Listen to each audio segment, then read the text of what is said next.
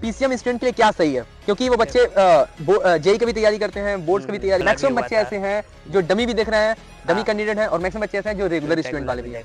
एक चीज मैं ऐड करना चाहता हूँ, ये हमेशा ये नहीं सोचना चाहिए कि हमारा इतना आएगा उतना आएगा, कि क्या हम टॉप कर जाएंगे, कि 90% ऊपर जाएगा। ये सब अनएक्सपेक्टेड रिजल्ट होते हैं। मतलब अगर स्टार्टिंग से बेसिक से हर एक चीज बच्चा समझते जाए तो फिजिक्स और मैथ्स दोनों इजीली टैकल कर सकता है। फिजिकल केमिस्ट्री में भी आएगा, फिजिकल केमिस्ट्री में भी आएगा, एग्जैक्टली।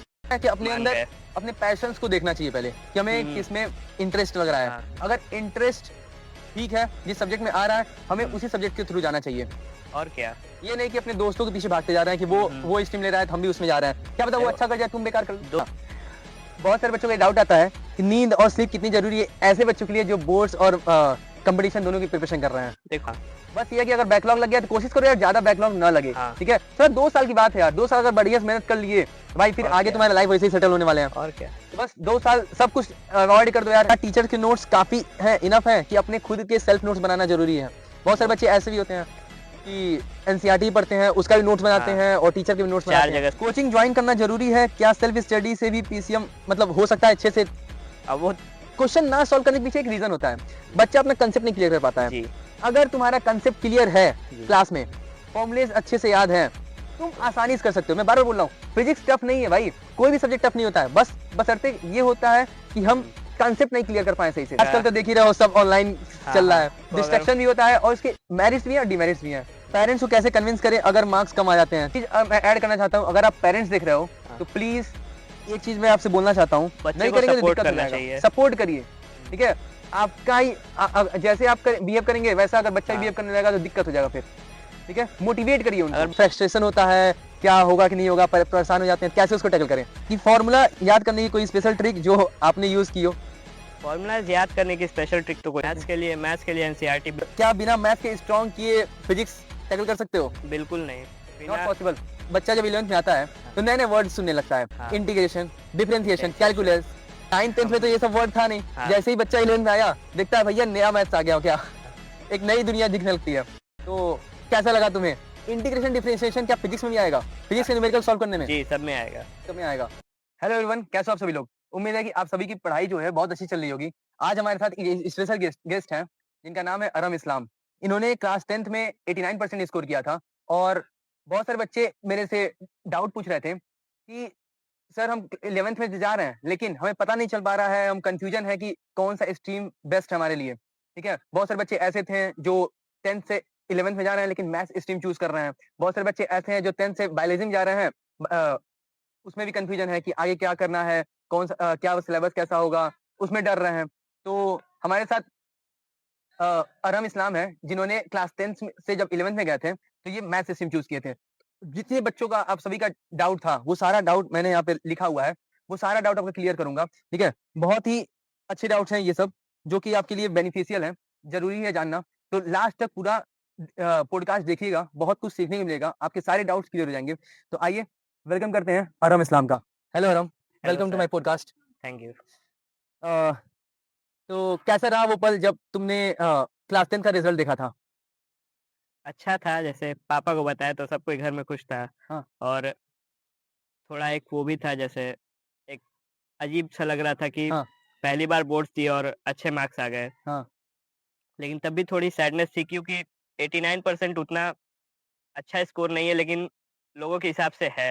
लोगों के हिसाब से है। हाँ, लोगों के हाँ, हिसाब से है, लेकिन हमें उतना 89% उतना अच्छा हमें नहीं लगा। लेकिन फिर भी बहुत सारे बच्चों का एक ड्रीम होता है यार कि हम अपने बोर्ड्स एग्जाम में 80% ये है, 80% से ऊपर स्कोर करें। ये है। लेकिन तुमने कई अपने बच्चे मेहनत से वो कर दिखाया, that is more than enough. हाँ। ठीक है, वो बात की बात है यार, कई बार लक फैक्टर डिपेंड करते हैं। वो होता है कभी-कभी, जो आदमी सोचता है होता नहीं है, तो उस लेकिन वजह से डिमोटिवेट नहीं होना चाहिए। क्या तुम सोचे थे कि इतना आ जाएगा? नहीं, हम इतना सोचे नहीं थे, हम उससे थोड़ा उसी के आस-पास सोचे थे, तो एक सैटिस्फाइड चीज मैं थे। ऐड करना चाहता हूँ, ये हमेशा ये नहीं सोचना चाहिए कि हमारा इतना आएगा उतना आएगा, कि क्या हम टॉप कर जाएंगे, कि 90% से ऊपर जाएगा। ये सब अनएक्सपेक्टेड रिजल्ट होते हैं। हम जितना एक्सपेक्ट किए थे उसके रेंज में आ गया तो हम सैटिस्फाइड थे। सेटिस्फाइड है, हाँ। ये बहुत बड़ी बात है। तो अब आइए आप बिना टाइम वेस्ट किए आपके जितने भी डाउट्स हैं वो सारे डाउट्स क्लियर करते हैं। तो Aram, are you ready? Yes, I am ready. आपने मैथ्स ही क्यों चुना? क्या ये बचपन से शौक था कि मैथ्स से ही जाना है, इंजीनियरिंग सेक्टर में जाना है, कि पेरेंट्स के प्रेशर था कि बस वैसे ही चले गए, कि कोई ड्रीम था? बेसिकली देखा जाए तो था तीनों। हाँ। कि हमको सॉफ्टवेयर इंजीनियर भी बनना था हाँ। और एक पेरेंट्स का भी प्रेशर था कि मैथ्स ले लो या बायो ले लो। हाँ। तो हम मैथ्स चूज़ किए। पहले पापा कहे कि बायो ले लो, तो हमको उतना इंटरेस्ट नहीं था कभी बायोलॉजी में। तो हम कहे हम मैथ्स इधर भी लेंगे। देखते रहो। हाँ, हाँ। तो इसी वजह से हम मैथ्स लिए हुँ। और हमको शुरू से ही कंप्यूटर्स और सॉफ्टवेयर्स में इंटरेस्ट था। हुँ। तो सोचे कि सॉफ्टवेयर इंजीनियरिंग मेरे लिए सही रहेगी मैथ्स के थ्रू। Software engineering. हाँ। हाँ, ये अच्छा स्कोप है। काफ़ी लोग इसको हुँ, चूज़ हुँ। कर रहे हैं, ये डिमांडिंग चल रहा है। अब जैसे सब एआई का ज़माना है एंड कंप्यूटर्स में लोग घुल रहे हैं, तो सॉफ्टवेयर इंजीनियर्स और डेटा एनालिस्ट और बहुत सारे तुम्हारे लिए ऑप्शंस खुल जाते हैं हुँ। मैथ्स लेने के बाद। अब आपका नेक्स्ट सवाल है, क्या बहुत सारे बच्चे पूछ रहे हैं ये भी कि कॉमर्स और बायो लेने का कोई प्रेशर नहीं था घर वाले से? क्योंकि बहुत सारे बच्चों का ये भी डाउट है कि वो मैथ्स लेने जा रहे हैं, लेकिन उनके पेरेंट्स जो है बोल रहे हुँ, हैं कि नहीं हुँ। तुम बायो लो, डॉक्टर बनो, कॉमर्स लो, सीए बनो, ये सब चीज़ें वगैरह-वगैरह। प्रेशर कहाँ नहीं होता, प्रेशर तो हर जगह होता है। मेरे ऊपर भी प्रेशर था बायो लेने का, हाँ, लेकिन पेरेंट्स बोल रहे थे। हाँ, पेरेंट्स बोल रहे थे बायो लेने के लिए और घर में कोई कॉमर्स को सपोर्ट करता नहीं है वैसे हाँ। और बायो के लिए कह रहे थे बायो या मैथ्स में थे हुँ। और ज़्यादा तरफ उन लोग का लीनिंग बायो की तरफ था। बायो की तरफ था। लेकिन हमको कभी बायो पसंद नहीं आया तो हम कहे हम मैथ्स लेंगे, तो वो ये लोग भी होता है कि अपने मान अंदर गए। अपने पैशन्स को देखना चाहिए पहले कि हुँ, हमें हुँ। किसमें इंटरेस्ट लग रहा है। हाँ। अगर इंटरेस्ट ठीक है, जिस सब्जेक्ट में आ रहा है, हमें हुँ, उसी सब्जेक्ट के थ्रू जाना चाहिए। और क्या। ये नहीं कि अपने दोस्तों के पीछे भागते जा रहे हैं कि हुँ, हुँ। वो स्ट्रीम ले रहा है तो हम भी उसमें जा रहे हैं। क्या पता वो देखो, अच्छा कर जाए, तुम बेकार कर लो। दोस्तों के पीछे दोस्तों सबके इंटरेस्ट अलग-अलग सबके होते हैं। इंटरेस्ट अलग-अलग होते हैं। दोस्त साथ रहते हैं लेकिन उनके पीछे नहीं भागना हाँ, चाहिए। एग्ज़ैक्टली। मान लो तुम्हारा ड्रीम कुछ और है, उसका ड्रीम कुछ और है, तुम दोनों एक ही चीज़ ले लोगे तो हुँ, वो तो कुछ कर लेगा लेकिन फिर तुम कुछ नहीं कर तुम नहीं पाओगे। कुछ कर पाओगे। नेक्स्ट क्वेश्चन है, बहुत हुँ। से बच्चे डरते हैं कि 11th की मैथ्स जो है बहुत टफ है। क्या आपको भी डर लगता था?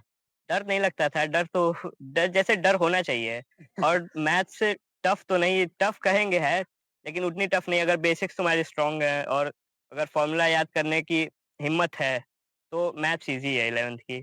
हाँ, कुछ चैप्टर ऐसे हैं जो थोड़े दिमाग वाले हैं, कुछ समझ नहीं आएँगे लेकिन क्वेश्चन प्रैक्टिस करने कॉन्सेप्चुअल से है। हाँ, हो जाएँगे। स्टार्टिंग में तो क्या बेसिक्स जितने भी 9th-10th वाले हैं वो सब काम आते हैं ना और 11th में? क्या 11th में हर च फिज़िक्स में, मैथ्स में ट्रिग्नोमेट्री हो गया, हाँ, चाहे हाँ। जितने भी बेसिक मैथ्स हैं, हुँ, बहुत अलजेब्रा। 9th और 10th का मैथ बहुत काम आता है, बेसिक्स के तौर पे। हाँ, वो होने चाहिए एकदम। हुँ। तीसरा डाउट आपका है, हाँ, मैथ्स लेकर करियर सिर्फ इंजीनियरिंग में है, क्या ये सच है? क्या आपका मानना सही है? हाँ, मेरा मानना सही है बेसिकली देखा जाए तो, लेकिन और भी ऑप्शंस खुल जाते हैं। जैसे मान लो अगर तुम्हें कभी नहीं समझ में आया कुछ, तो तुम मतलब और स्कोप्स भी बहुत हैं। स्कोप्स बहुत मिल जाते हैं। मतलब तुम जिस उसके स्टेज आगे और भी ले सकते हो हाँ, कुछ अलग बहुत से। सारे बच्चे ऐसे भी होते हैं जो यूपीएससी करना चाहते हैं, सिविल सर्विस हाँ, करना चाहते हैं, तो तो वो मैथ्स लेकर के हुँ, अपना हुँ, इंजीनियरिंग सेक्टर से ग्रेजुएशन कर लें। हुँ, बीटेक करना है, बीटेक से कर लीजिए, और चाहे क्या। ऐसा नहीं है कि आप मैथ्स ले लिए तो बीटेक ही कर सकते देखो हैं। आप ग्रे मैथ्स मैथ्स लेने का एक ही मतलब वो होता है, एक तुमको एडवांटेज मिल हुँ, जाती है कि तुम्हारा ब्रेन डेवलप हो जाता है। तुम उस लेवल की क्रिटिकल थिंकिंग कर सकते हो जो कॉमर्स और आर्ट्स वाले नहीं कर सकते हैं। जैसे उन सब तो रट्टा मार के रट्टा तो नहीं वो सब भी एक समझते हैं। हार्ड होता है मतलब उनके हिसाब से वो भी एक स्ट्रीम है सब्जेक्ट है वो किसी सब्जेक्ट को की बुराई नहीं करनी चाहिए। हाँ, वो लेकिन तो जो बेसिकली होता है मैथ्स में क्या मैथ्स होता और है, मैथ्स और बायो मैं में एक चीज़ ऐड करना चाहता जी। हूँ। देखो, अगर उनके कंपैरिज़न में ना, जैसे आर्ट्स और ह्यूमैनिटीज़ है, भाई उनमें एसएसटी ज़्यादा पोर्शन है, हाँ। एसएसटी का, हिस्ट्री, सिविक्स, इकोनॉमिक्स, हुँ, हुँ। ज्योग्राफी। उनके कंपैरिज़न में हमारे जो सब्जेक्ट्स होते हैं, जैसे मैथ्स हो गया, ठीक है? फिज़िक्स है, ये सब थोड़ा टिपिकल हो जाते हैं, केमिस्ट्री हो गया, ये सब थोड़ा टिपिकल हो जाते हैं, तो समझना तुमको पड़ता है, थिंकिंग करने पे मजबूर करते हैं, तुम्हारे ब्रेन को डेवलप करते डेवलप हैं। करते हैं। तो नेक्स्ट सवाल है आपका, वो ये है कि क्या 10th की मैथ्स में कितने परसेंट, मतलब 10th की मैथ्स में कितने जी। परसेंट ज़रूरी है 11th में 10th एडमिशन के लिए? क्या ये सच है क्या? ऐसा कोई मायने रखता है क्या? कि 10th एस के ओवरऑल परसेंटेज मायने रखते हैं 11th के एडमिशन के लिए? अब वो तो स्टेट्स या फिर स्कूल्स पे डिपेंड करता है कि अगर तुमको इस स्कूल में जाना है या इंस्टीट्यूट में किसी जाना है तो अब कुछ उनके स्कूल ऐसे क्राइटेरिया होते पे हैं। डिपेंड करता है कि तुम इतने परसेंट मार्क्स लाओ तभी वो मैथ्स देंगे हाँ, या बायो देंगे। तो वो इसका जवाब कोई कंट्रोवर्शियल कह सकता है क्योंकि हर जगह अलग-अलग हर होता है। जगह अलग-अलग होता है। एक बहुत ही बड़ा जंप होता है 10th वर्सेस हाँ, 11th हाँ। का। तो 10th और 11th की मैथ्स और साइंस में सबसे बड़ा डिफरेंस क्या लगा? बहुत सारे बच्चे पूछ रहे थे। डिफरेंस तो बहुत कुछ लगा जैसे हर सब्जेक्ट अलग-अलग हो गया, उन सबकी अलग-अलग बुक्स हो गई, टॉपिक्स बहुत कॉम्प्लेक्स हो गए और मैथ्स हर जगह आने लगी। मैथ्स आएगी ही आएगी, फिज़िक्स में भी आएगी और केमिस्ट्री में भी 1-2 जगह आ सकती है, जैसे फिज़िकल केमिस्ट्री में, तो आएगी वो सब। तो एक बहुत सारे क्या बच्चे डाउट पूछ रहे थे कि 10th की मैथ्स जो है, जी। क्या वो 11th में फिर जो बच्चे फिजिक्स लेना है, जी, चाहे फिजिक्स तो मिलना ही है, जी। चाहे मैथ्स से पढ़े चाहे बायो से पढ़े, तो ये हुँ। काम आएगा कि नहीं आएगा? 9-10 का जो मैथ्स है, बिल्कुल काम आएगा, मैथ्स हर जगह मैं तो काम इनको आएगा। कहता हूँ जी, 6, 7, 8, 9, 10 की जितनी मैथ्स है, बेसिक्स वो वही सब अच्छे बेसिक्स से हैं, पढ़ लो। वो अच्छे से तुम्हें हुँ, पकड़ होनी चाहिए उसपे। अच्छे अगर से मैथ्स से हाँ, 7, 8, 9 की 7, 8 भी छोड़ दो 9, 10th की बायो कह रहे हैं 9, 10th की मैथ्स भी अगर तुम्हारी अच्छे से पकड़ होगी, हुँ, तो तुम फिज़िक्स में और फिज़िकल केमिस्ट्री में तुम अच्छा कर लोगे। अच्छा कर लोगे। ईज़िली तुम्हारे तुम्हारे न्यूमेरिकल सॉल्व हो जाएँगे। नेक्स्ट डाउट है, क्या स्टार्टिंग के 1-2 महीने में सिलेबस देखकर डर लगता था आपको? डर डर तो नहीं लगता था, सिलेबस देख के डर नहीं लगता है, हाँ, लेकिन एक डर बैठना चाहिए क्योंकि अगर डर नहीं रहेगा तो तुम पढ़ोगे नहीं नहीं और हाँ, बात सही है। सिलेबस बहुत ही ब्रॉड है तो डर लगना चाहिए कि अगर नहीं पढ़ोगे तो काम नहीं चलेगा कहाँ तुम्हारा। 10th में तुम्हारे मैथ्स में कम चैप्टर होते वही थे, तो, साइंस में देखोगे तो फिजिक्स में 4 चैप्टर बायोलॉजी में 4 चैप्टर 5 चैप्टर अब अकेले ऐसे थे। फिज़िक्स में ही 10-15 चैप्टर है 11th अब में। यहाँ पर जैसे ही बच्चा 11th में जाता है, तो देखता है फिजिक्स के 2 पार्ट्स, केमिस्ट्री जी, के 2 पार्ट, बायोलॉजी तो मैथ्स एक बॉटनी, जूलॉजी में हो जाता है, वो तो हुँ, बात ही बात है। मैथ्स में भी 2-2 पार्ट आ जाते हैं। नहीं, नहीं, वो एक ही है, 12th में आते हैं। वो 12th में है, 12th में हाँ, 2 पार्ट है, 12th में 2 11th में 1 पार्ट ही है पार्ट है। मतलब थोड़ा कॉम्प्लेक्स हो जाता है वो, सारे टॉपिक्स तुम्हारे कॉम्प्लेक्स हो जाते हैं, कॉम्प्लेक्स हो ब्रॉड जाते हो हैं। जाते हैं, तो इस वजह काफ़ी से डिफरेंस देखने को मिलता है। बहुत डिफरेंस होता है। तुम्हारा दिमाग उतना हैंडल नहीं कर पाता है, लेकिन कुछ टाइम बाद तुम्हारा दिमाग वो उस चीज़ को अडॉप्ट कर लेता है, तो तुम समझने लगते हो। हुँ, स्टार्टिंग थोड़ी मुश्किल होती है, लेकिन सब हो जाता है आराम से, ध्यान देने से। और अब आपका नेक्स्ट डाउट है कि 10th तक तो हम चीज़ें याद कर लेते थे, लेकिन अब 11th में क्या करें? 11th में तो 11th क्या में बहुत सारे बच्चे ऐसे होते हैं बोर्ड में रट्टाफिकेशन कर लेते हैं। हाँ, हो जाता है काम उनका 10th पास कर लेते हैं, लिखना हुँ, होता है बस। हुँ। 11th में लिखना है डज़न्ट मैटर, हाँ। लेकिन क्या रट के 11th 12th में निकाल लेंगे हो जाएगा काम? क्या लगता है तुमको? रट के 11th पास कर लोगे, वो भी क खराब खराब परसेंटेज से, त और तुमको कुछ समझ नहीं कुछ आएगा समझ नहीं आएगा। और रट के तुम 11th की मैथ्स कभी नहीं कर पाओगे, if you want to tackle any kind of question तो तुम्हें कांसेप्ट समझना समझना पड़ेगा। पड़ेगा। हाँ, और तुम कभी मैथ्स तो एकदम नहीं हो पाएगी, रट के मैथ्स नहीं होगी, 11th र की हल्की-सी भी नहीं होने वाली है। अब जैसे 10th में तुम लोग रियल नंबर में तुम लोग को आ जाता था प्रूफ करने के लिए, प्रूफ करने के रूट लिए। 2 इज़ इरेशनल तो वो तुम लोग रट्टा मार के चले जाते थे, तो नंबर तुम लोग का कन्फर्म हो जाता था। लेकिन 11th में ऐसा कुछ है ही 11th नहीं, में कुछ नहीं है ऐसा। रटने वाला कुछ है ही नहीं मैथ्स में 11th के। अब आपका नेक्स्ट डाउट है जैसे कि बच्चा जब 11th में आता है हाँ, तो नए-नए वर्ड सुनने लगता है। हाँ, इंटीग्रेशन, डिफरेंशिएशन, डिफरेंशिएशन कैलकुलस। तो उसमें लिखा गया कि इंटीग्रेशन और कैलकुलस जैसे नए वर्ड सुनकर कैसा लगा आपको? बहुत सारे कैल्क बच्चे पूछ रहे थे कुछ सुन क्योंकि के 9th-10th में तो ये सब वर्ड था नहीं। हाँ, जैसे ही बच्चा 11th में आया, दिखता है भैया नया मैथ्स आ गया हो क्या? हाँ। एक नई दुनिया दिखने लगती है। तो कैसा लगा तुम्हें?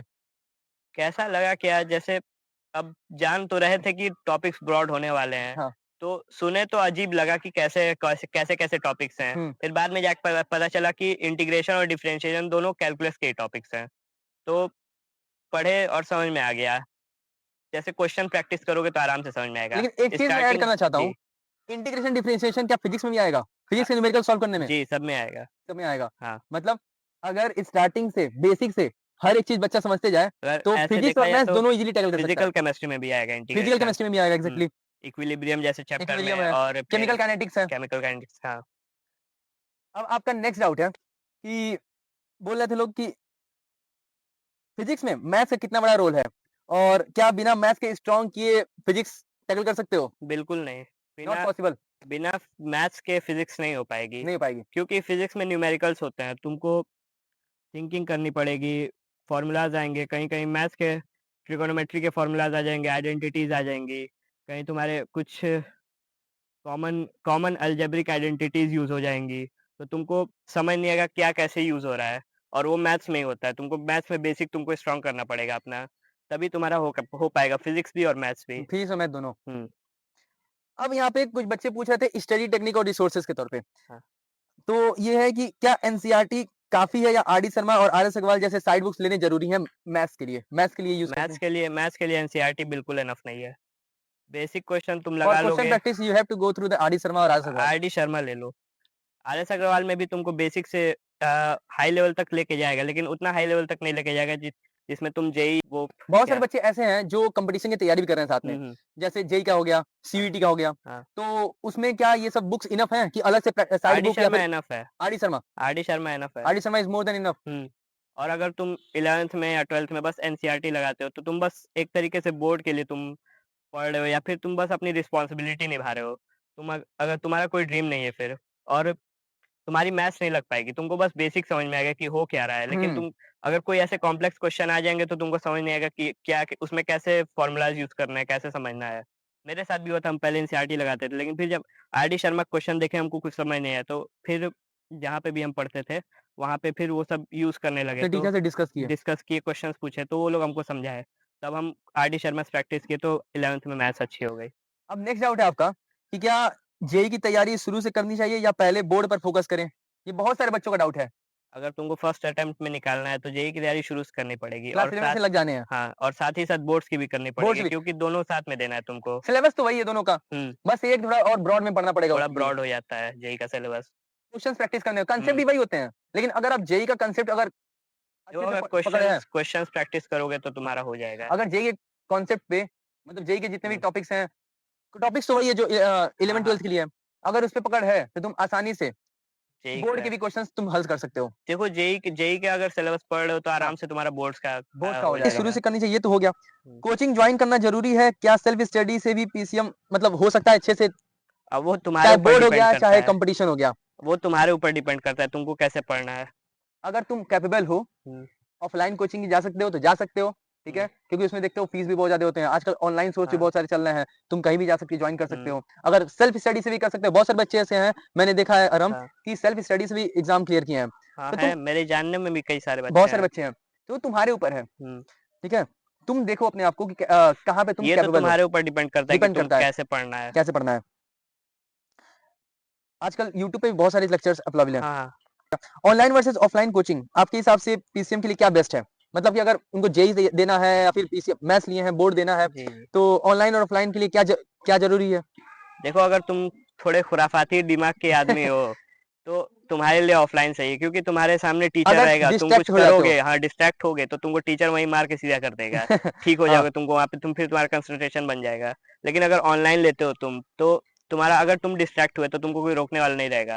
वो वो तो तुम्हारे ऑनलाइन ऊपर होता टीचर है ना। पढ़ाता रहेगा, उसको क्या पता तुम डिस्ट्रैक्ट हो चुके हो। लेकिन मेरे तो हिसाब से अगर लगता है कि भाई जी, अगर 12th के साथ निकालना है, तो कई बार उन बच्चों को बोल रहा हूँ जो बच्चे डिस्ट्रैक्ट होते हैं घर पे, हुँ, उनके लिए ऑफलाइन बहुत ज़रूरी होता है। और क्या? क्यों? क्योंकि उनको एक माहौल मिल जाता है। हाँ, अब माहौल के साथ-साथ उनका पीयर ग्रुप भी अच्छा बन जाता है और हुँ, जो भी डाउट होता है वो टीचर से वन टू वन इंटरेक्ट कर सकते हैं। ऑनलाइन का एक चीज़ वही बात डिमेरिट है। है कि बच्चा अपना डाउट नहीं क्लियर कर पाता है और हाँ, जहाँ डाउट बन जाता है बच्चे का, वहीं से डाउट क्लियर नहीं हो पाता है, बच्चा अपने आप पे सेल्फ डाउट करने लगता है कि हाँ। भैया हमसे अब होगा कि नहीं होगा हाँ, एग्ज़ाम। आगे मतलब तुम अगर कोई टॉपिक पढ़ रहे हो, तुमको हाँ, उसमें डाउट आ गया, हाँ। कोई आगे का टॉपिक आएगा तो तुम उसमें सोचने लगोगे कि अभी हमको इसमें डाउट आ गया, वो हमको टॉपिक समझ नहीं है पिछला टॉपिक, तो ये टॉपिक हम कैसे करेंगे? तो एग्ज़ैक्टली। इसीलिए अगर तुम वैसे बच्चे हो तो तुम्हारे लिए ऑफलाइन सबसे बेस्ट है। ऑफलाइन सबसे बेस्ट है। डेली कितने घंटे मैथ्स की प्रैक्टिस करनी चाहिए? बताओ। डेली अब वो तुम्हारे ऊपर डिपेंड करता है कितने घंटे तुमको करना है, कितने घंटे नहीं। तुम एक जैसे अपना एक एम बना लो डेली का कि तुमको आज इतने क्वेश्चंस प्रैक्टिस करके प्रैक्टिस करने उठने हैं। हैं। अब वो तुम चाहे 10 घंटे में करो, चाहे 4 घंटे में क्योंकि इनके करो। पास तो फिजिक्स भी है, केमिस्ट्री हाँ, भी है, मैथ्स भी है। हुँ, तो तीनों को इक्वली तुमको इक्वली करना पड़ेगा। इम्पोर्टेंस दे सकते हो। 2-2 घंटा करके कर सकते हुँ, हो। 2-2 घंटे में नहीं तुम एक अपना एम बना लो कि हमको आज इतना-इतना करना है, इतना वो तुम करना है। कितनी देर में करो। कितना देर में? तुम्हार जब तक हुँ, डन ना हो जाए, जब तक हाँ, कंप्लीट तब तक सोना नहीं है। हाँ, ये एक अंदर से जज़्बा और जुनून होना चाहिए। तब जाकर के यार तुम तभी अपने आप तुमको में समझ में आएगा। तो तभी समझ में देखो आएगा। पढ़ने का कोई टाइम नहीं होता है। तुम नहीं टाइम क्वेश्चन नहीं है। प्रैक्टिस करने बैठोगे तुमको पता नहीं चलेगा कितना घंटा बीत गया। तुम बस एक एम बना लो कि आज तुमको इतना क्वेश्चन इतना प्रैक्टिस प्रैक्टिस करना करना है, है मतलब करना है, करना है। ठीक है? नेक्स्ट डाउट है आपका कि फ़ॉर्मूला याद करने की कोई स्पेशल ट्रिक जो आपने यूज़ की हो? फ़ॉर्मूलाज़ याद करने की स्पेशल ट्रिक तो कोई होती नहीं, हम यूज़ नहीं किए हैं। हम बस जैसे कभी हम फ़ॉर्मूला भूलते हैं तो जैसे मेरे जो टीचर्स थे, हमको फ़ॉर्मूला डिराइव करना सिखा दिए। उसमें टाइम लगता है लेकिन हम कई बार 11th में अपना यूज़ भी किए हैं। हम कभी-कभी फ़ॉर्मूला भूल जाते थे तो एग्ज़ाम के अपने टाइम पे एग्ज़ाम के बीच में हम अगर फ़ॉर्मूला भूल जाते हैं, तो हम अब कॉन्सेप्ट से या फिर डिराइव करके अपना पेपर निकाल के लेते बैक हैं। पे हम उसको डिराइव कर लेते हैं, तो हमको ईज़िली फ़ॉर्मूला मिल जाता है। कभी ये भी होता है अगर आपको फ़ॉर्मूला नहीं रिवाइज़ हो पा रहा है, नहीं याद कर पा रहे हो, तो एक जी। काम करो ना, पहले ही से जब मास्टर पढ़ा देता है तुम्हें, टीचर पढ़ा देता है तो उससे 4, 5, 10 क्वेश्चन लगा लो। फ़ॉर्मूला कई बार ऐसे ही रिवाइज़ हो जाते हैं। 4-5 क्वेश्चन लगाओ, वो हो जाएगा। हाँ, तुम एक बेसिकली एक फ़ॉर्मूला शीट भी बना सकते फ़ॉर्मूला हो। शीट बना सकते हो। तुम एक A4 बार शीट ले लो, उस पे लिख लो। हुँ, फ़ॉर्मूला शीट बना लो, तुम उसको पढ़ते रहो, हुँ, तो तुम्हारे फ़ॉर्मूलाज़ याद हो जाएँगे। फ़ॉर्मूले याद हो जाते हैं और उसको डेली रिवाइज़ करते रहो। हुँ, नेक्स्ट क्वेश्चन आपका है कि नोट्स कैसे बनाएँ? क्या टीचर के नोट्स काफ़ी हैं, इनफ है कि अपने खुद के सेल्फ नोट्स बनाना ज़रूरी है? बहुत सारे नोट बच्चे ऐसे भी होते हैं हाँ, कि एनसीईआरटी पढ़ते हैं, उसका भी नोट्स बनाते हाँ, हैं और टीचर के भी नोट्स 4 बनाते हैं। जगह से नोट बना के रखे रहते हैं, यही ना? हाँ, तो देखो नोट्स नोट्स अब तुम कहीं से भी बनाओ, बस तुम्हारे तुम्हारे नोट्स ऐसे होने चाहिए कि तुमको समझ में आए। समझ में आ रहा तुम्हारा टॉपिक अगर जिसमें तुमको डाउट आ रहा है वो तुमको पढ़ते ही तुम्हारा क्लियर हो जाए। है। नोट्स बस वैसे होने चाहिए, वो हम्म, चाहे तुम्हारे टीचर्स बनवाए, अगर टीचर्स तुम्हारे बनवाते हैं और तुमको वो नोट्स समझ में आ रहे हैं, हम्म। तुमसे वो टॉपिक्स तुम्हारे क्लियर हो जा रहे हैं वो पढ़ के, तो वो नोट्स अच्छे हैं, तुम्हारे लिए बेस्ट है वो नोट्स। क्या दूसरों के नोट्स काम आते हैं? खुद के नहीं, बनाए हुए कभी नोट्स नहीं, कभी नहीं काम बेस्ट आते होते हैं। हैं। तुम जो खुद से लिखते हो तुम्हारे माइंड में फीड होता है वो, हम्म। फिर जब तुम पढ़ते हो तो तुमको याद रहता है कि हाँ हम ये लिखे थे, ऐसे लिखे थे और ये समझ के हम लिखे थे। नेक्स्ट डाउट आपका है कि फिजिक्स के न्यूमेरिकल सॉल्व नहीं होते हैं तो कैसे क्या करें, परेशान हो जाते हैं। क्वेश्चन प्रैक्टिस करो, क्वेश्चन प्रैक्टिस।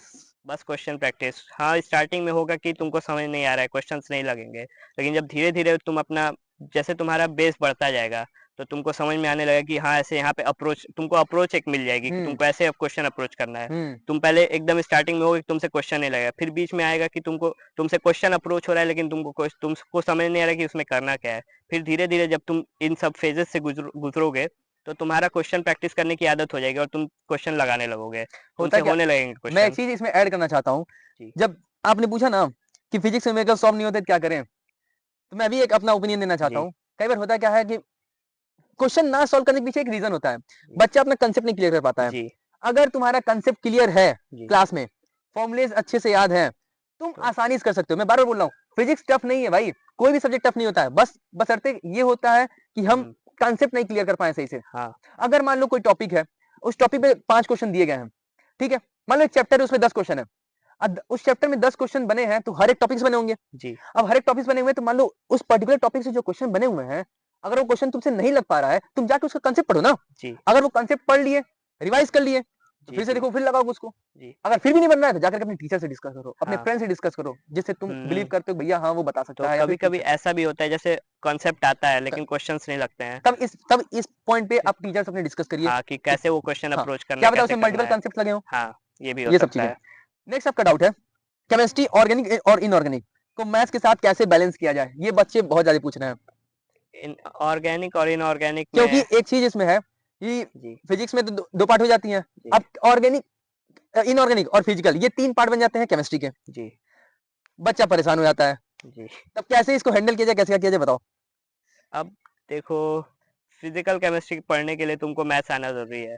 तो मतलब एक उतना मैथ्स नहीं, नॉर्मल मैथ्स हाँ, रहेगा, बेसिक नॉर्मल मैथ्स, मैथ्स तुमको सप्लीमेंटेशन, बेसिक इंटीग्रेशन, डिफरेंशिएशन, ये थोड़ा आना चाहिए। हुँ, इनऑर्गेनिक आता में है। तो अगर देखा जाए तो एनसीईआरटी ही जी, ज्यादा बेस्ट है। एनसीईआरटी बेस्ट है एनसीईआरटी बेस्ट इनऑर्गेनिक होती के है। लिए, हाँ। एनसीईआरटी से बाहर एक लाइन नहीं जाना है तुम्हें। हुँ, और तुम ऑर्गेनिक में उसमें तुम याद करते जाओ याद करना पड़ेगा। और होता जाएगा तुम्हारा क्या इनऑर्गेनिक, ऑर्गेनिक में यही काम है बस बहुत सारे तुम्हारा। ऐसे चैप्टर्स होते हैं जो रट्टाफिकेशन होते हैं। हाँ, अगर आएगा कंसेप्ट, अगर थोड़ा याद है तो बना ले जाओगे, नहीं तो बना ही नहीं देखो पाओगे। हम बाकी बाकी सब्जेक्ट्स को तो कुछ नहीं कहेंगे, लेकिन ऑर्गेनिक और इनऑर्गेनिक ऐसा सब्जेक्ट है कि तुमको रट्टा ही करना पड़ेगा। हाँ, और अगर तुम उसके पीछे रिएजेंट्स का याद करने पड़ेंगे तुम्हें। हाँ, और अगर तुमको उसके पीछे का कॉन्सेप्ट जानना है तो वो बहुत कॉम्प्लेक्स होता है। कॉम्प्लेक्स हो, तो लेकिन उस समझ लेगा तो हाँ, अच्छे, समझ ये भी लोगे अच्छा तो है। वो भी अच्छा है, लेकिन अगर नहीं समझ में आया तो फिर रट्टा मार के जाओ, ये यही करना पड़ेगा तुमको। सबका ओपिनियन हो जाता है हाँ, अपना अपना। नेक्स्ट डाउट है आपका, क्या कैलकुलेटर यूज करना चाहिए प्रैक्टिस करने वक्त? कभी नहीं, कभी नहीं। कभी नहीं, क्योंकि एग्जाम में हाँ, बस अपना ब्रेन लेके जाना है भाई। एग्ज़ाम में कैलकुलेटर नहीं मिलेगा। कैलकुलेटर नहीं मिलेगा। अगर तुम वैसे ही करते जाओगे तो भाई एक कई सारे बच्चों को हम देखे हैं, हाँ, छोटे-छोटे बच्चों को, हाँ, उनके पेरेंट्स को भी, वो सब कुछ करते हैं, मैथ्स की प्रॉब्लम सॉल्व कर रहे होते हाँ, हैं, उनको कैलकुलेटर दे दिया जाता है, लो इससे कर लो, जल्दी हो जाएगा। ये गलत है।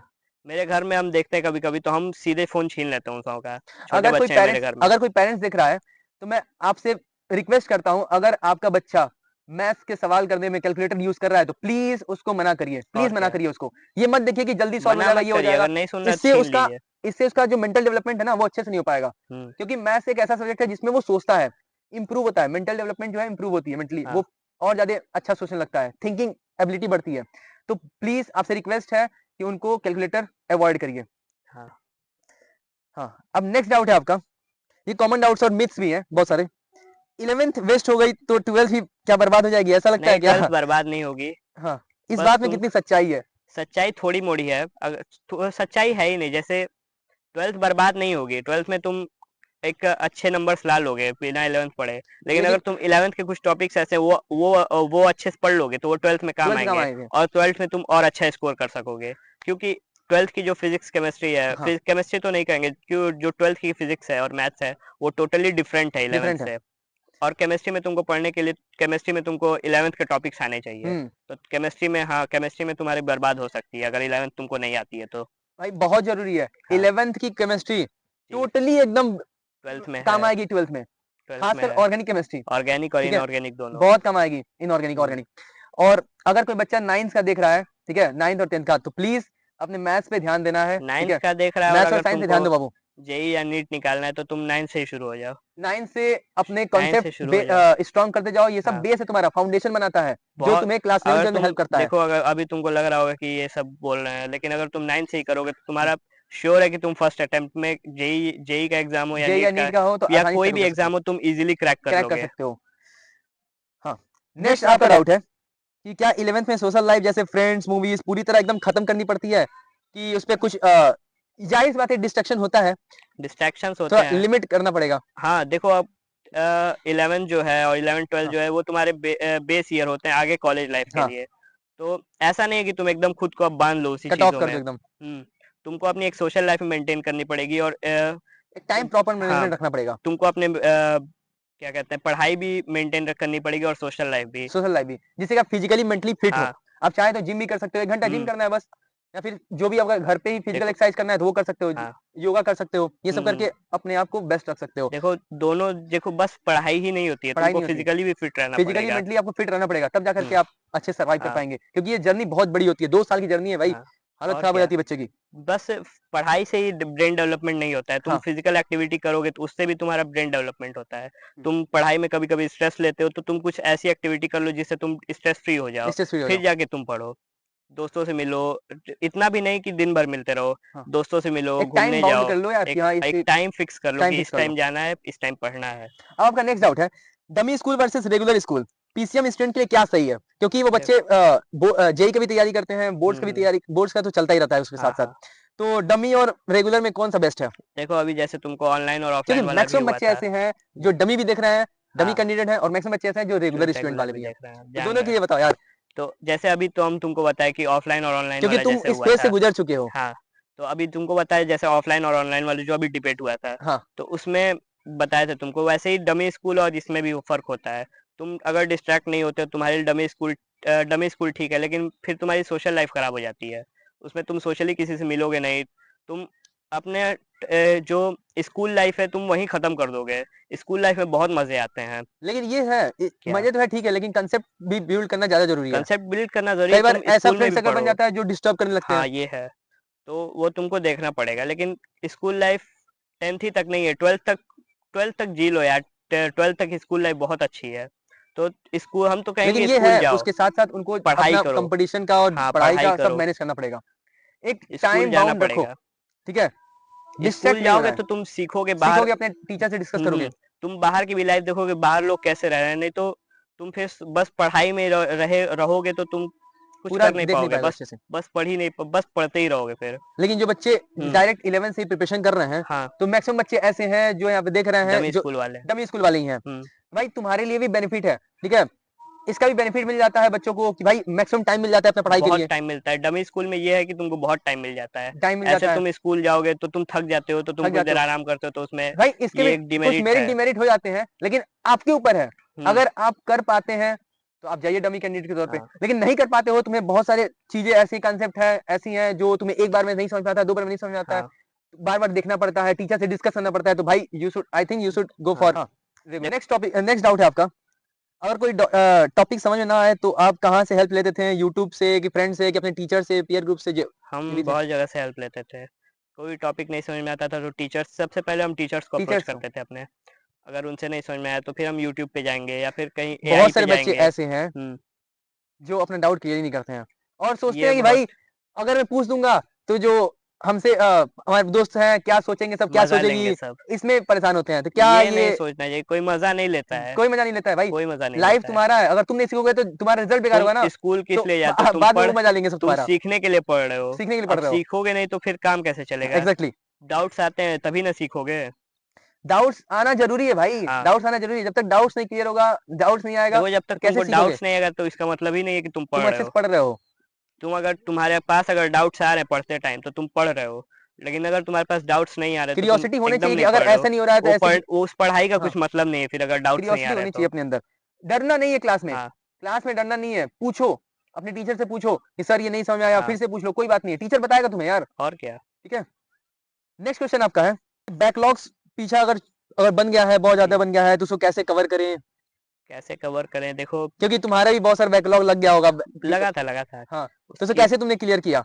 देखो जो क्या स्कूल संडे में। को हाँ या हाँ फिर संडे को क्लियर किया, जैसे जैसे छुट्टी मिल रही थी जी उसमें जी मैनेज किए, कि जो भी बता रहे। फेस्टिवल वीक्स में छुट्टी मिलते थे उसमें किए, कैसे क्या किया? देखो जैसे अभी अगर तुम स्कूल या डमी वाले हो जो भी हाँ हो, तो जो भी अभी क्लास में जिस पे भी तुम्हारा क्लास चल रहा है पहले उसको पढ़ते रहो, साथ में उसको साथ लेके चलो, साथ में लेके ताकि चलना वो है, तुम्हारा बैकलॉग ना बने। बैकलॉग ना और हो जो जाए। बैकलॉग बन चुका है उसको तुम छुट्टियों में कवर करो, पढ़ने के बाद कवर करो। हम्म, और जितने भी वीक्स मिल रहे हैं हाँ छोटे वाले छुट्टी वाली, हाँ उसमें तुम एकदम उसी को वो तुम जो चल रहा था उसको छोड़ दो और एकदम बैकलॉग के पीछे पड़ जाओ, और क्लियर कर दो एकदम। ठीक है लेकिन ये है क्या। कि भाई अगर और साथ में उसको भी लेके चलो जो चल रहा जो था, चल रहा है उसको करंट को हल्का हल्का डिस्टर्ब नहीं करना है, देखते रहो उसको साथ करंट के को में। डिस्टर्ब नहीं करना है। हाँ बस ये है कि अगर बैकलॉग लग गया तो कोशिश करो यार ज्यादा बैकलॉग ना लगे। हाँ ठीक है सर, 2 साल की बात है यार, 2 साल अगर बढ़िया से मेहनत कर लिए तो भाई फिर और आगे क्या तुम्हारे लाइफ वैसे ही सेटल होने वाले हैं। और क्या। तो बस 2 साल सब कुछ अवॉइड कर दो यार। लेकिन ये है हम्म, उतना नहीं अवॉइड करना कि एकदम एक रूम में बैठ गए हैं हमेशा हाँ 24 घंटे के लिए, नहीं। अपना सोशली और फिजिकली मेंटली दोनों। अगर फिट रहोगे तो अच्छा रहेगा तुम्हारे लिए। हाँ ठीक है, अच्छे फ्रेंड सर्कल बनाओ, ये 2 साल बहुत जरूरी है, बार बार मैं बोल रहा हूँ, 2 साल बहुत जरूरी है तुम्हारे लिए। हाँ फ्रेंड सर्कल तुम्हारा अच्छा होना चाहिए कि जो तुम्हें गलत चीजें ना बताए, गलत चीजें ना सिखाए, हाँ डिस्ट्रैक्ट ना करे। ठीक है, अच्छे माहौल में रहो, इन्वायरमेंट तुम्हारा बहुत मैटर करता है। हाँ, नेक्स्ट बच्चों का डाउट है कॉम्पिटिटिव एग्जाम से रिलेटेड, जेई और सीयूईटी ये सब लाइक। जेई की प्लानिंग कब शुरू करें? क्या 11 से स्टार्ट कर दिया जाए एकदम? 11 से अगर तुमको स्टार्ट करना है तो कर दो कर दो एकदम। भाई, 11 से बहुत जरूरी है। बहुत जरूरी है क्योंकि उसी टाइम तुमको सोचना पड़ेगा, क्योंकि तुमको 11 से ही सब आता है, जेई में, नीट में। हाँ, सीयूईटी में तो 12th से आता ठीक है। है, 12th है। हाँ सीयूईटी से 12th से आता है, लेकिन अगर तुमको हाईली हाँ, कॉम्पिटिटिव एग्जाम में तुमको घुसना है और उसको क्रैक करना है तो 11 से तैयारी शुरू कर दो। और तुम उसके पहले से अगर जान लो तो तुम 9 से शुरू कर दो, 9 से शुरू कर दो। अगर क्योंकि 9th का बच्चा 9th के देख रहा जो है तो भाई टॉपिक्स हैं वो लग जाओ, 11th में यूज होते हैं, और जो 10th के टॉपिक हैं वो 12th वह में यूज 12th में होते तुम्हारे हैं। यूज होंगे। तो 9 से ही तुम्हारा बेस बिल्ड होता बेस जाएगा। बिल्ड हो जाता है यार। 9 से 12 तक ये 4 साल तुम्हारे बहुत अच्छे हो जाएंगे, तो तुम आराम से जेई या नीट कुछ भी क्रैक कर लोगे। तुम्हारे अंदर इतना पोटेंशियल आ जाएगा कि तुम कोई भी एग्जाम जेई नीट के अलावा भी तुम आराम से क्रैक कर लोगे। भाई सेल्फ कॉन्फिडेंस बढ़ जाता है अपना, हाँ क्योंकि जो भी 9th का सिलेबस है वो सब 11th 12th में आता ही है। 11th 12th 9th में का आता है। टोटली मिल जाता है 11th हाँ में, और 10th का मिल जाता है 12th में। 12th में तो इसीलिए 9th से भाई अगर कोई बच्चा देख रहा है 9th से, मैं बार बार बोल रहा हूँ, प्लीज 9th से अपना शुरू कर दो। कंसंट्रेशन और अगर एक जगह तुमको रखो, क्रैक करना है तो फोकस शुरू रखो, कर दो गोल तुम रखो अभी अपना से। कि भाई अगर तुम्हारा ड्रीम है, हाँ तुम्हें नीट क्रैक करना है, जेई क्रैक करना है, ठीक है, तो भाई लग देखो जाओ 9th उतना से। भी इंडल्ज मत होना, हाँ, अपनी सोशल लाइफ में मेंटेन सोशल करके लाइफ रखना।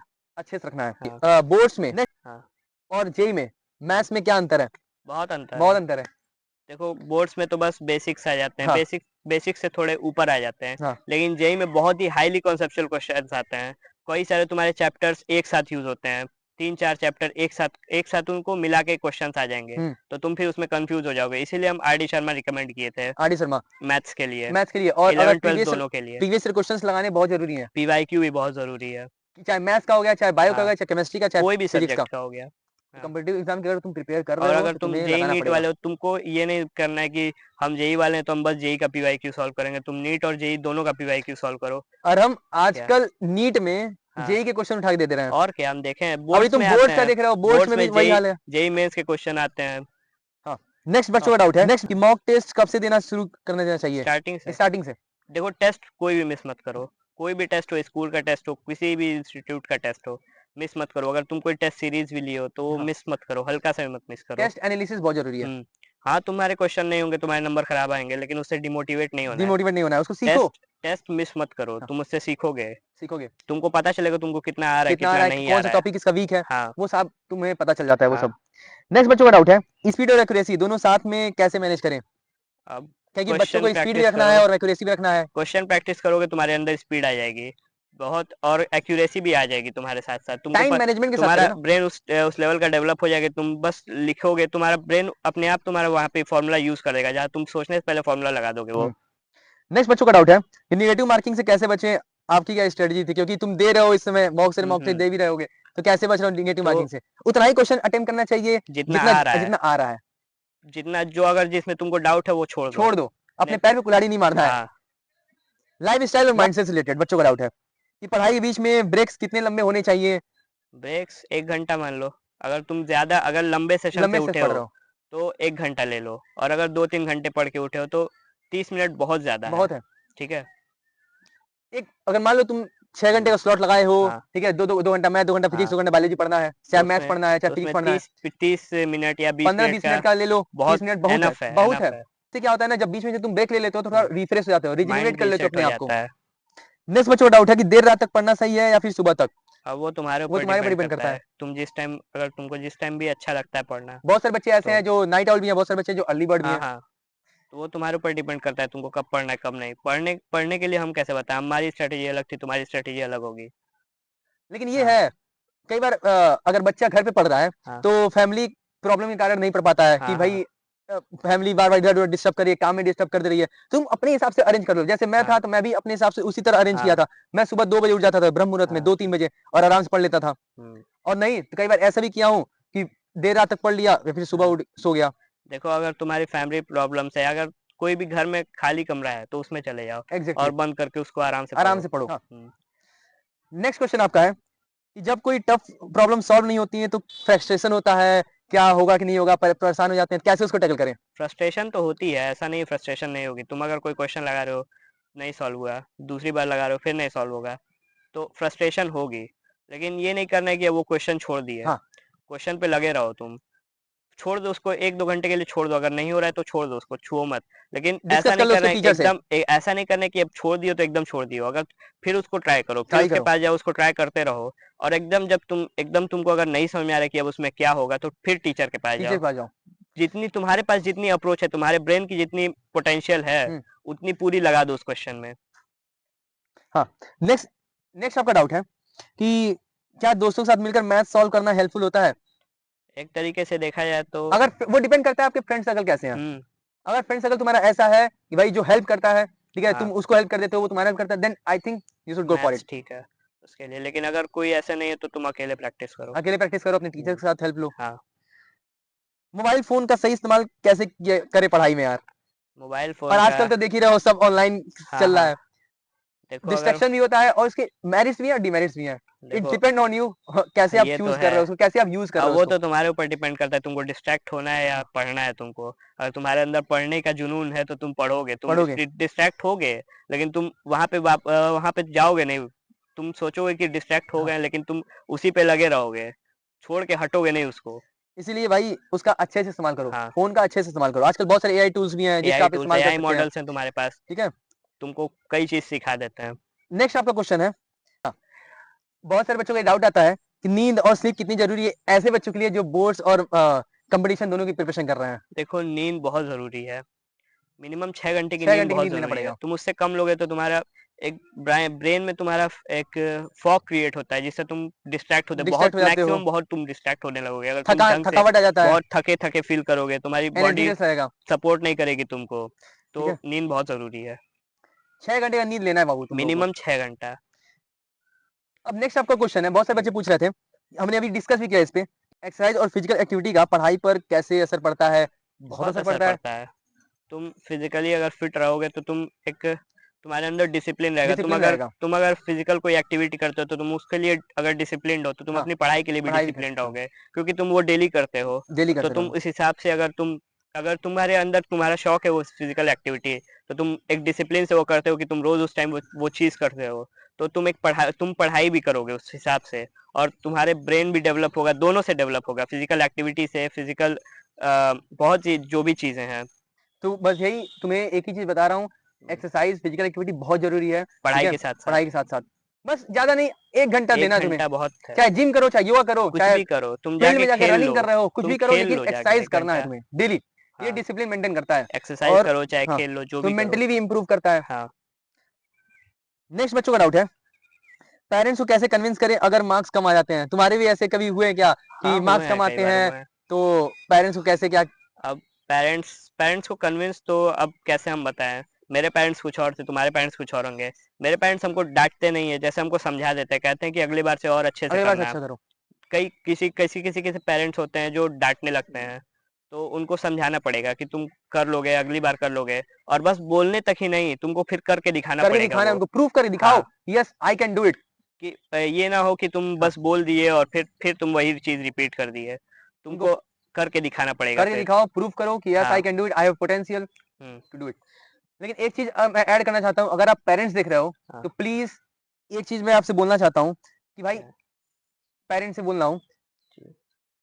अगर बच्चे का कम नंबर आ रहा है डाँटना नहीं प्लीज चाहिए। उनको डांटिए मत, उनको समझाइए। अगर नहीं पढ़ रहा है नहीं तब पढ़ रहा है तो डाँटिए। कोई बात नहीं है, हाँ। समझाइए उनको, एक बार नहीं 2 बार समझाइए उनको कि भाई हुँ। अगर नहीं आ रहा है कोई बात नहीं, डिस्कस करो अपने टीचर से, डिस्कस हाँ। करो अपने टीचर से, डिस्कस करो, समझो कॉन्सेप्ट्स को, ये सब करना पड़ेगा। बच्चे नहीं को करेंगे तो सपोर्ट दिक्कत हो करना जाएगा, चाहिए। सपोर्ट करिए, हुँ। ठीक है। आपका ही जैसे आप बिहेव करेंगे वैसा अगर बच्चा भी हाँ। बिहेव करने लगेगा तो दिक्कत हो जाएगा फिर, ठीक है। मोटिवेट करिए अगर उनको, बच्चे को हर टाइम आप लोग डाँट रहे हैं तो बच्चा भी कहीं न कहीं सोचेगा कि हाँ, क्या हो रहा है मेरे साथ, वो पढ़ना नहीं चाहेगा फिर। पढ़ना नहीं चाहेगा, परेशान हो वो जाएगा। डरेगा कि अगर फिर मेरे मार्क्स कम आए तो फिर हम डाँट सुनेंगे या मार खाएँगे। उसको एक फ्रेंड के तौर पे रखिए हाँ। बच्चों को, क्योंकि बच्चे अब जैसे-जैसे 11th में आते हैं तो बड़े होने लगते हैं, बहुत हुँ। सारी बातें पेरेंट्स से शेयर नहीं कर पाते हैं, हाँ। तो भाई करना पड़ेगा, आपको एक फ्रेंड के तौर पे रहना पड़ेगा उनके हाँ। साथ। हाँ, नेक्स्ट बच्चों का डाउट है, नेक्स्ट आपका डाउट है कि कंसिस्टेंसी कैसे पूरे 2 साल तक मेंटेन रखें? कंसिस्टेंसी तो तुम्हारे बिहेवियर पे डिपेंड करेगी। अगर तुम बार-बार डिस्ट्रैक्ट हो रहे हो और डिस्ट्रैक्ट होने के बाद तुम पढ़ ही नहीं रहे हो, तो फिर तुम कंसिस्टेंसी छोड़ ही दो। कंसिस्टेंसी क्या, तुम 11th और 12th में तुम फिर अपना सपना छोड़ दो जेईई और नीट निकालने का, क्योंकि तुम फिर क्रैक नहीं कर पाओगे। और अगर तुमको क्रैक करना है, तुम्हारे अंदर अपने आप कंसिस्टेंसी आ जाएगी। तुम खुद पढ़ने पढ़ने लगोगे, क्योंकि तुम्हारा एम ही वही है। एम ही वही है। तो तुमको पढ़ना पड़ेगा। तुम हुँ, कहोगे कि हम पढ़ेंगे, नहीं पढ़ोगे तो फिर तुम्हारा हुँ। होगा ही नहीं ना। एग्ज़ाम समझ से में एक अब नेक्स्ट डाउट है बच्चों का, एग्ज़ाम से 1 दिन पहले की स्ट्रेस मैनेजमेंट कैसे दूर करें? तुम्हें भी होता होगा कभी? कभी हुआ कि नहीं होता हुआ? है कभी। एग्ज़ाम से भाई उतना नहीं परेशान हो हुआ जाते हैं, है। कल एग्ज़ाम है, स्ट्रेस में आ जाते हैं बच्चे। स्ट्रेस कभी उतना नहीं हुआ। हम एग्जाम से कभी डरते नहीं है। भले ही हम ना पढ़े हो तब भी हमको स्ट्रेस नहीं होता। स्ट्रेस होता है लेकिन बहुत कम स्ट्रेस होता है कि क्या होगा क्या नहीं होगा, बस हम छोड़ देते हैं। फिर हम सोचते हैं क्या जो होगा देखा जाएगा। लेकिन हम उतना जितना डरते नहीं जितना है। पढ़े हो, हाँ। उतना बस बढ़िया से करके आना है। देखो, अगर तुम जितना पढ़े हो, जितना जो टॉपिक तुमको अच्छे से आता है, अगर उसमें तुम क्वेश्चन गलती नहीं होना हाँ, चाहिए, उसका अगर तुम क्वेश्चन गलत करो तो फिर तुम्हारी पढ़ाई में कोई वो है, दिक्कत फ्लॉ है। है तुम्हारे कोई पढ़ाई में, तुम हाँ, ठीक से पढ़ाई नहीं कर रहे हो, हुँ। तो वो तुम्हारी गलती है फिर तुम्हारी, तब तुमको स्ट्रेस लेना पड़ेगा। नेक्स्ट बच्चों का डाउट है, सब्जेक्ट वाइज़ डाउट है, कैलकुलस कब से शुरू कर देना चाहिए? स्टार्टिंग से स्टार्टिंग से ही। वैसे तो स्टार्टिंग से ये कॉमन सा डाउट था तुम्हारा, हम्म, कैलकुलस कब से शुरू कर देना चाहिए? वो तो तुम्हारे 11th में जैसे ही आओगे, तुम्हारा चाहे नीट में 11th तैयारी करो, चाहे जेईई की जब तैयारी करो, 11th तुम्हें तुम मिल जाएगा, पढ़ोगे, बेसिक तुम मैथ में पढ़ा जब दिया जाएगा। जब फिजिक्स तुम स्टार्ट करोगे तो तुम्हारी यूनिट डायमेंशन के पहले तुमको बेसिक मैथ्स पढ़ाया जाएगा, हाँ, जिसमें तुमको लॉग पढ़ाया जाएगा, लॉग, एंटी लॉग ये सब पढ़ाए जाएँगे। हाँ, इंटीग्रेशन पढ़ाएगा, हुँ, डिफरेंशिएशन पढ़ाएगा, ग्राफ सिखाए जाएंगे। काफ़ी चेंजेस होने वाले हैं, याद हम्म, रखना। जैसे ही 10th से 11th में आओगे, बहुत सारे चेंजेस देखने को तुम मिलेंगे। फिजिक्स पढ़ने से पहले तुम मैथ्स पढ़ोगे। मैथ्स पढ़ोगे, हाँ। चाहे तुम जेईई के लिए पढ़ो, चाहे नीट के लिए नीट के पढ़ो, लिए पढ़ो, बायो वाला भी देख रहा होगा तो तुम वो फिजिक्स पढ़ने फिजिक्स पढ़ने पढ़ना बैठेगा पड़ेगा। तो उसको पहले मैथ्स मैं पढ़ना पड़ेगा। डाउट है आपका, हाँ। ट्रिग्नोमेट्री के ढेर सारे फ़ॉर्मूलाज़ कैसे याद रखें? बहुत सारे ये उसके तो आइडेंटिटीज़ हैं, फ़ॉर्मूला हैं, बहुत सारे हैं, प्रूफ करने वाले होते हैं, हाँ तो हाँ। कैसे याद रखो? ट्रिक है कोई? मतलब ट्रिक ट्रिक से भी याद कर सकते हैं बच्चे ट्रिक और से याद क्वेश्चन कर प्रैक्टिस से सकते भी हो। याद रख ट्रिक सकते से हैं। याद कर सकते हो, क्वेश्चन प्रैक्टिस करो। तुम एक फॉर्मूला शीट बना लो, अभी जैसे पिछला अभी कोई तुम क्वेश्चन था फ़ॉर्मूला शीट ना। बनाए थे? हाँ। तुम फ़ॉर्मूला हम शीट बनाए फॉर्मूला थे? शीट नहीं बनाए थे, हम क्वेश्चन बस प्रैक्टिस करके याद कर लिया? क्वेश्चन प्रैक्टिस करते थे और जो हमको फॉर्मूला नहीं याद होता तो हम डिराइव कर लेते वही थे। बोल रहा हूँ, ये बच्चों के ऊपर डिपेंड करता है यार। वो तुम यूट्यूब पे जाके कहीं देख लेना, बहुत सारे टीचर्स होते हैं, हुँ, ट्रिक बताते हैं ट्रिक बता फॉर्मूलाज देते हैं। याद करने की, तो उनसे भी तुम सीख सकते हो। नेक्स्ट डाउट है, फिजिक्स में डेरिवेशन ज़्यादा इंपॉर्टेंट है या न्यूमेरिकल्स? दोनों का दोनों इक्वल इंपॉर्टेंस है। दोनों। लेकिन लेकिन एक अगर चीज़, तुम जेई नीट की तैयारी कर रहे हो हाँ, तो न्यूमेरिकल्स बहुत बहुत इंपॉर्टेंट है, इंपॉर्टेंट है। क्योंकि उसमें एमसीक्यू आते हैं, तुमको डेरिवेशन नहीं करना है तुमको हुँ, उसमें। डेरिवेशन पूछेगा ही नहीं, अब उतने कॉम्प्लेक्स क्वेश्चंस आते हैं उसमें कि वो डेरिवेशन मांगते ही नहीं है, वो हुँ, सीधे तुम्हारी अप्रोच मांगते हैं। तो जेई नीट के लिए तुम्हारा डेरिवेशन इंपॉर्टेंट नहीं है, लेकिन अगर बोर्ड्स के लिए तुम तैयारी कर रहे हो तो डेरिवेशन बहुत इंपॉर्टेंट है। डेरिवेशन बहुत इंपॉर्टेंट है। न्यूमेरिकल्स के साथ। वो भी अगर भाई जब तुम्हें बोर्ड्स देना है, 12th का बोर्ड दोगे, हम्म, तो उसमें डेरिवेशन सिर्फ 12th वाला आएगा, 11th 12th वाला वाला नहीं आएगा। आता है। हाँ। लेकिन कॉन्सेप्ट्स के लिए तुम्हें याद रखना पड़ेगा सब कुछ, हम्म, ठीक है? क्योंकि बहुत सारे क्वेश्चंस ऐसे होते हैं जो कंपटीशन पूछ देते हाँ हैं, वो हाँ डेरिवेशन बेस पे होते हैं। हाँ। तो इसीलिए जैसे तुम्हें हर लेकिन एक चीज़, डेरिवेशन तुमको देखना पड़ेगा, क्योंकि हाँ, कंपटीशन में कई सारे ऐसे सवाल आते हैं, कोई तुम सीधे तुम्हारे रिजल्ट पूछ लेंगे, क्यों हाँ, जैसे क्वेश्चंस आ जाएंगे, तुम ये किए हो, अब तुम्हारा हाँ, रिजल्ट क्या आएगा, तो वो डेरिवेशन के थ्रू तुमको पता होना डेरिवेशन चाहिए थ्रू कि कर क्या सकते हो। रिजल्ट आ रहा है तुम्हारा। नेक्स्ट बच्चों का डाउट है, केमिस्ट्री की रिएक्शंस को कैसे याद करें? कोई टेक्निक है? तो टेक्निक नहीं है, बस रट्टा मार लो। रट्टा भी बहुत सारे बच्चे करते हैं, लेकिन हाँ। मैकेनिज्म होते हैं इसके बहुत सारे। मैकेनिज्म होते हैं, ऑर्गेनिक रिएक्शन के मैकेनिज्म मैकेनिज्म से होते तुम हैं। कांसेप्ट समझ सकते हो, हाँ। ठीक है, क्वेश्चन प्रैक्टिस कर सकते हो, मैकेनिज्म पे ज्यादा ध्यान देना हुँ। है। नेक्स्ट बच्चों का डाउट है, इंग्लिश और ऑप्शनल सब्जेक्ट, तुम्हारा भी कोई ऑप्शनल सब्जेक्ट क्या? फिजिकल फिजिकल एजुकेशन, एजुकेशन था मेरा। फिजिकल एजुकेशन तुम्हारा है? हाँ, और कंप्यूटर साइंस को कब पढ़ते थे, या फिर फिजिकल एजुकेशन तुम्हारा है? फिजिकल एजुकेशन है बहुत सारे मेरा। तुम्हारे दोस्त होंगे जो कंप्यूटर साइंस भी लिए होंगे, हाँ, देखो। एआई हो गया। हाँ, हाँ। हाँ। तो देखो, अभी अगर तुमको अगर सब्जेक्ट नहीं बढ़ाना है, तुम फिजिकल एजुकेशन पे जाओ, क्योंकि तुम अगर जेई लेते हो हाँ। और तुम्हारा क्रैक हो जाता है, या फिर तुम किसी भी कॉलेज में जाते हो और तुम कंप्यूटर साइंस इंजीनियरिंग चूज करते हो, तो तुमको एकदम बेसिक से सिखाया जाएगा हम्म। वहाँ पे। तुम्हारा फर्स्ट फर्स्ट सेमेस्टर सेमेस्टर। और सेकंड सेमेस्टर जो भी होगा हम्म। तुम्हारा, अगर सीएससी लिए हो, कंप्यूटर साइंस इंजीनियरिंग, हम्म। तो तुमको एकदम बेसिक से सिखाया बेसिक जाएगा सिखाया क्या जाएगा। हो रहा है, क्या नहीं हो रहा है। तो अगर तुमको 11th में सब्जेक्ट कम करना है और तुमको इतना प्रेशर नहीं लेना है, तो तुम फिजिकल एजुकेशन पे जाओ, हम्म। क्योंकि कंप्यूटर साइंस इंजीनियरिंग तुमको कॉलेज में बहुत अच्छे से सिखा दी बहुत अच्छा जाएगी। सिखाया जाएगा। ठीक है। नेक्स्ट आपका डाउट है हम फाइनल। सबको रिकमेंड करते हैं कि फिजिकल एजुकेशन हाँ, ही ले वो। फाइनल एडवाइस जो तुम्हारे जूनियर्स हैं उनको क्या देना चाहते हो? यहाँ पे कुछ डाउट है बच्चों का। क्या? 10th से 11th में जाने वाले बच्चों को, जो बच्चे 10th से 11 में जा रहे हैं, हाँ, हाँ। उनके लिए टॉप 3 मिस्टेक जो उन्हें अवॉइड करनी चाहिए, जो तुम अवॉइड कर रहे हो, या फिर जो अ, अवॉइड कर लियो तुम लोग ऑलरेडी, हुँ, बताओ क्या? देखो, पढ़ाई पे एकदम ध्यान ना देना सबसे पहली मिस्टेक है। लोग समझते हैं कि 10th जैसे हो गया वैसे वैसे 11th हो भी हो जाएगा जाएगा। बाबू, ये तुम्हारा मिथ वो है। वो नहीं होगा, एकदम नहीं होगा। हाँ, तुम ख पढ़ो, खेलो, जो भी करना है करो, लेकिन पढ़ाई पे ज़्यादा ध्यान देना ज्यादा ध्यान 11th देना में। पड़ेगा। पढ़ाई से खेल से ज़्यादा तुमको पढ़ाई पे ध्यान देना पड़ेगा। हम्म। तुम पढ़ाई अगर 1 घंटा कर लो, 10 घंटा खेल लो, तो कोई फिर फायदा तुम्हारा नहीं है, कुछ कोई फायदा मतलब नहीं नहीं है। तुम 11th तुम्हारे दिक्कत हो जाएगी, बहुत ज़्यादा फ्लॉज़ आ जाएँगे तुम्हारे है। उसमें। बस नेक्स्ट नेक्स्ट बच्चों आपका डाउट है कि क्या स्टार्टिंग से ही 10-12 घंटे पढ़ना जरूरी है? नहीं, स्टार्टिंग से नहीं, स्टेप वाइज़ स्टेप वाइज बहुत ज़रूरी है। स्लॉट्स बना लीजिए अपना हाँ, पढ़ाई का। स्टार्टिंग से ही बड़ा एम लोगे तो तुम्हारे अंदर एक स्ट्रेस रहेगा, बहुत ज़्यादा स्ट्रेस रहेगा कि तुम कैसे करोगे, कैसे नहीं हम्म। करोगे।